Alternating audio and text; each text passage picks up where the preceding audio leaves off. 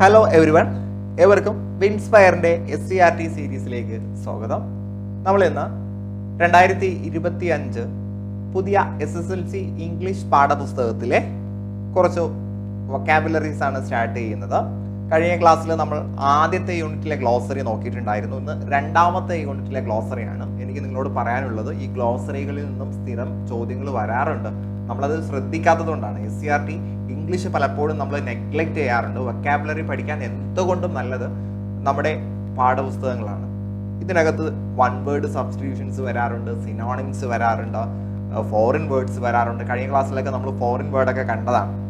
So കൃത്യമായിട്ടും നമുക്ക് പഠിച്ചു പോകാം. വളരെ കുറഞ്ഞ സമയം കൊണ്ട് ഒട്ടനവധി വാക്കുകൾ നമുക്ക് പഠിക്കാം. ആദ്യമായിട്ട് നമ്മൾ പഠിക്കാൻ പോകുന്ന വേർഡ് അക്കംപ്ലിഷ്മെന്റ്. അക്കംപ്ലിഷ്മെന്റ് എന്ന് പറഞ്ഞാൽ നേട്ടത്തെയാണ്, അച്ചീവ്മെന്റ്, ഒരു കാര്യം നേടിയെടുക്കുന്നത്, അതാണ് അക്കംപ്ലിഷ്മെന്റ് എന്ന് പറഞ്ഞാൽ.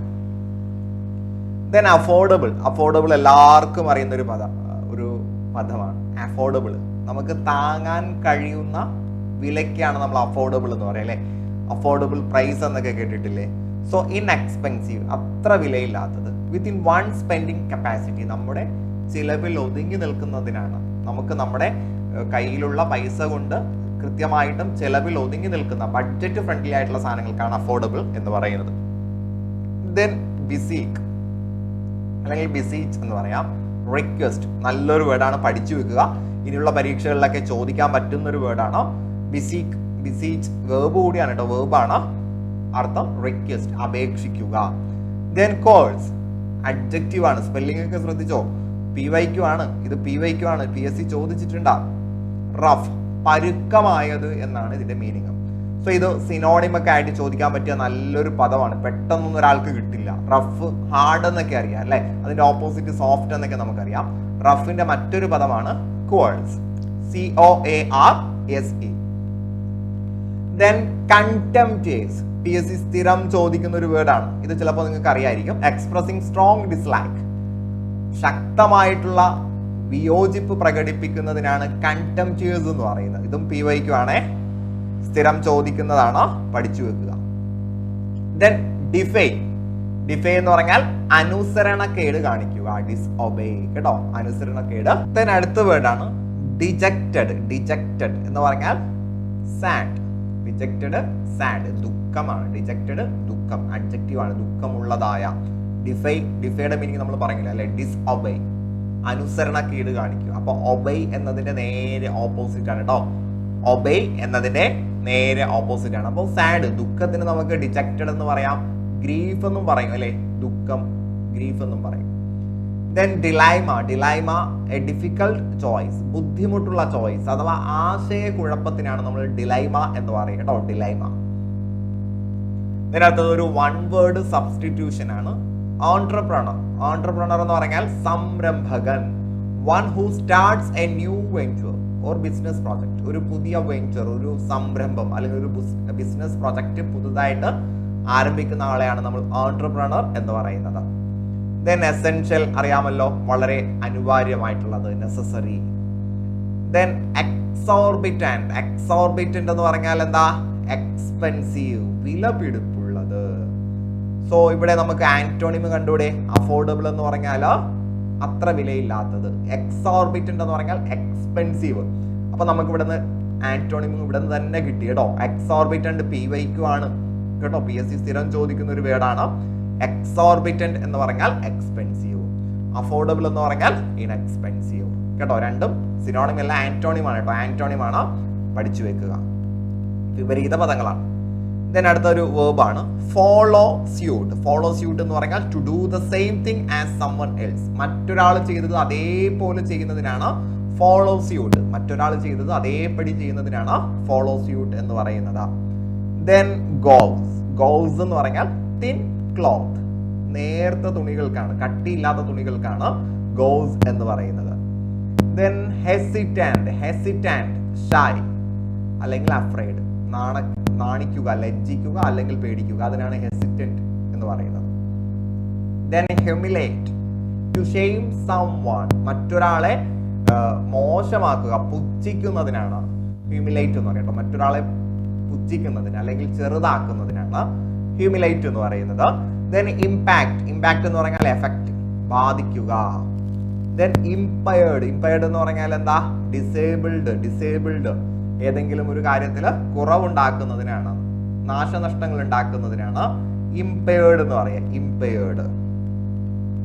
ദെൻ മോർഗേജ് ഇത് പഠിച്ചു വെക്കണേ, ചോദിക്കാവുന്നതാണ്.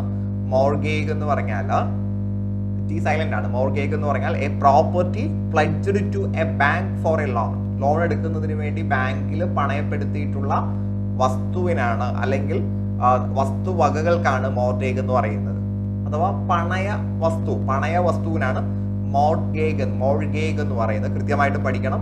നല്ല സാധ്യതയുള്ള ഒരു വേർഡാണ്, ചോദിക്കാൻ നല്ല സാധ്യതയുള്ളതാണ്. ദെൻ ഒബ്സഷൻ എന്ന് പറഞ്ഞാൽ something that one things about all the time.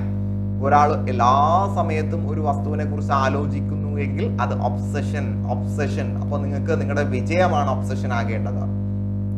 Then patent PSC ചോദിച്ചിട്ടുള്ളതാണ്.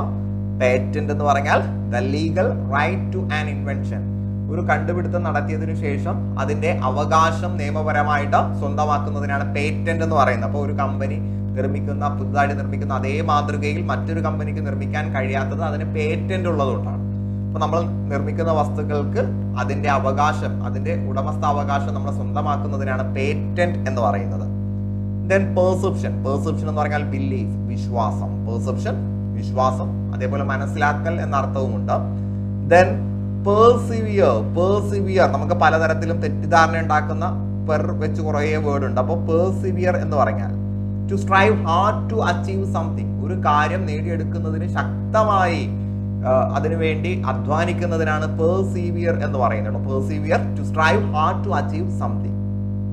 Then procure എന്ന് പറഞ്ഞാൽ to get something with an effort, ഒരു കാര്യം വളരെ കഠിനമായി നേടിയെടുക്കുക, വളരെ എഫേർട്ട് വെച്ച് ഒരു കാര്യങ്ങൾ നേടിയെടുക്കുന്നതിന് പ്രോക്യൂർ എന്ന് പറയും. പേഴ്സീവ് അത് തന്നെയാണ്, to strive hard to achieve something, ഒരു കാര്യം നേടിയെടുക്കുന്നതിന് വേണ്ടി ശക്തമായിട്ട് നമ്മൾ പണിയെടുക്കുന്നതിന് അല്ലെങ്കിൽ പ്രയത്നിക്കുന്നതിന് പേഴ്സീവിയർ എന്ന് പറയും, പേഴ്സവറൻസ് എന്നൊക്കെ പറയും അല്ലെ, പ്രോക്യൂർ എന്നും പറയും. ഓക്കെ അല്ലേ? ദെൻ പ്രോസ്പെക്ട് എന്ന് പറഞ്ഞാൽ the possibility of a good future, നല്ലൊരു ഭാവി ഉണ്ടാകാനുള്ള സാധ്യതയ്ക്കാണ് പ്രോസ്പെക്ട്. അപ്പൊ നിങ്ങൾക്ക് എല്ലാവർക്കും നല്ലൊരു ഭാവി ഉണ്ടാകട്ടെ, കേട്ടല്ലേ, നല്ലൊരു പ്രോസ്പെക്ട് ഉണ്ടാകട്ടെ, the possibility of a good future. Then rehabilitated, നമുക്കറിയാം പുനരധിവാസം എന്നറിയാം. എന്താണ് പുനരധിവാസം? To restore to good health, നല്ലൊരു ആരോഗ്യാവസ്ഥയിലേക്ക് പുനർജീവിപ്പിക്കുന്നതിനാണ് റീഹാബിലേറ്റഡ് എന്ന് പറയുന്നത്. അപ്പോൾ നല്ലൊരു സാഹചര്യത്തിലേക്ക് ഒരാളെ വീണ്ടും മടക്കി കൊണ്ടുപോകുന്നതിനാണ് റീഹാബിലിറ്റേറ്റ് എന്ന് പറയുന്നത്. ലഹരിക്ക് അടിമയാകുന്ന ആളുകളെ റീഹാബിലേറ്റ് ചെയ്യുന്നു എന്നൊക്കെ നിങ്ങൾ കേട്ടിട്ടുണ്ടാവും.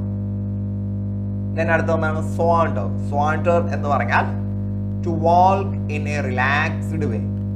അപ്പോൾ നമുക്ക് വാക്കിംഗ് എന്ന അതേ പദത്തിൽ വരുന്ന അതേ മീനിങ്ങിൽ വരുന്ന പല പദങ്ങളുണ്ട്. അപ്പൊ സ്വാണ്ടർ എന്ന് പറഞ്ഞാൽ to walk in a relaxed way, വളരെ കൂളായിട്ട് നടക്കുന്നതിനാണ് സ്വാണ്ടർ എന്ന് പറയുന്നത്. ദെൻ അടുത്തത് സ്മോത്തർ ആണ്. സ്മൂത്തർ അല്ല, smother. To kill by preventing breathing, ശ്വാസം മുട്ടിച്ച് കൊല്ലുന്നതിനാണ് സ്മോത്തർ എന്ന് പറയുന്നത്. പഠിച്ചു വെക്കുക, ശ്വാസം മുട്ടിച്ച് കൊല്ലുന്നതിന് എന്ത് പറയും? സ്മോത്തർ എന്ന് പറയും അല്ലെ, ചോദിക്കാൻ സാധ്യതയുള്ളതാണ്. ദെൻ സോർഡിഡ് എന്ന് പറഞ്ഞാൽ ഡേർട്ടി, വൃത്തിയില്ലാത്തത് അല്ലെങ്കിൽ അൺപ്ലസന്റ്, സന്തോഷം ഉണ്ടാക്കാത്തത്. ദെൻ സ്റ്റെറിലൈസ്, എല്ലാവർക്കും അറിയാം, to make clean and germ free, ഒരു കാര്യത്തെ അണുവിമുക്തമാക്കുന്നതിനാണ് സ്റ്റെറിലൈസ് എന്ന് പറയുന്നത്. സ്റ്റെറിലൈസ് കോവിഡ് വന്നതിന് ശേഷം നമുക്ക് എല്ലാവർക്കും പരിചയമുള്ള ഒരു പദമാണ് സ്റ്റെറിലൈസ്. ദെൻ സബ്സിഡൈസ്ഡ് അല്ലെ, സബ്സിഡി എന്നൊക്കെ പറയുന്നത് പോലെ partly paid for by the government or an organisation.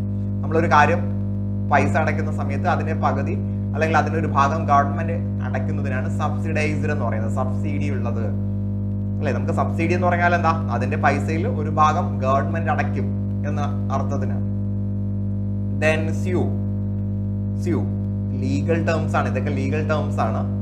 നമ്മുടെ പോലീസ് ഫോഴ്സ്, യൂണിഫോം തസ്തികകളിൽ ചോദിക്കാൻ പറ്റുന്ന ചില വേർഡ്സ് ഒക്കെ ഇതിനകത്തുണ്ട്. സ്യൂ എന്ന് പറഞ്ഞാൽ to take legal action against, ഒരാൾക്കെതിരെ നിയമ നടപടി എടുക്കുക, കേസ് എടുക്കുന്നതിന് സ്യൂ എന്ന് പറയും കേട്ടോ. സ്യൂ ഓക്കെ അല്ലേ? അപ്പൊ ഒരു ഗവൺമെന്റ് കേസ് എടുക്കുന്നതിന് സ്യൂ എന്ന് പറയും. Then trek, to walk a long distance, ഒരു വലിയ ദൂരം നടക്കുന്നതിനാണ് ട്രെക്ക് എന്ന് പറയുക. ദെൻ വീണ്ടും ഒരു ലീഗൽ ടേം വരുന്നു, വേവ് ആണ് കേട്ടോ. വേവ് അല്ല, വേവ്. സ്പെല്ലിംഗ് ഒന്നും കൂടെ ശ്രദ്ധിക്കുക, ഞാൻ വര മാച്ചു തരാം. വേവ് എന്ന് പറഞ്ഞാൽ എന്താ? To except from a tax or duty. ടാക്സിൽ നിന്നോ ഡ്യൂട്ടിയിൽ നിന്നോ ഒഴിവാക്കുന്നതിനാണ് വേവ് എന്ന് പറയുന്നത്. സെറ്റ് അല്ലേ? ഓക്കെ അല്ലേ? സോ ഡിയർ ഫ്രണ്ട്സ്, നമ്മൾ ഇന്ന് കുറച്ച് ഗ്ലോസറിയിൽ നിന്നുള്ള കുറച്ച് വേർഡ്സ് നോക്കിയിട്ടുണ്ട്. അപ്പോൾ അത് കൃത്യമായിട്ട് പഠിച്ചു വെക്കുക. പുതിയ കുറച്ച് വൊക്കാബുലറീസും ഗ്രാമേഴ്സുമായിട്ട് നമുക്ക് വീണ്ടും കണ്ടുമുട്ടാം. സോ ഇംഗ്ലീഷ് ഭാഗത്തിലെ പുതിയ പാഠപുസ്തകത്തിൽ നിന്നുള്ള ഗ്രാമർ ക്ലാസ്സുകളും വൊക്കാബുലറി ക്ലാസ്സുകളും ഇനിയും നിങ്ങൾക്ക് വേണമെങ്കിൽ തീർച്ചയായിട്ടും നിങ്ങൾ കമന്റ് ചെയ്യുക. ക്ലാസ് ഇഷ്ടപ്പെട്ടിട്ടുണ്ടെങ്കിൽ ലൈക്ക് ചെയ്യുക. സോ ഡിയർ ഫ്രണ്ട്സ്, എല്ലാവർക്കും വിജയം ആശംസിച്ചുകൊണ്ട് ഞാൻ നിർത്തുന്നു. Wish you good luck and good bye.